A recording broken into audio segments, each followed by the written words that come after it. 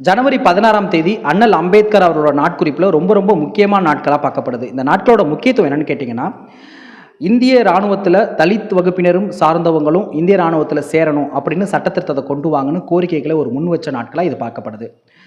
1930 September மாதம் viceroy வந்து அண்ணல் அம்பேத்கரை நீங்கள் முதல் வட்டமேஜ மாநாட்டில் கலந்துக்கன்னு அழைப்பு விடுக்கிறாங்க.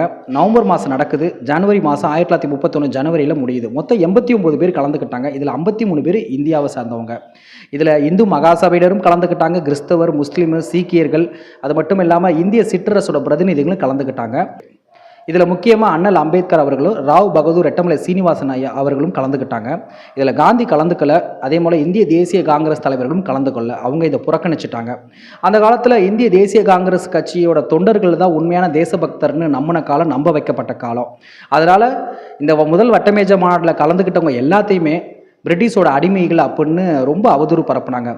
முக்கியமாக அண்ணல் அம்பேத்கரை பற்றி அதிகமான அவதூறுகள் பரப்புனாங்க.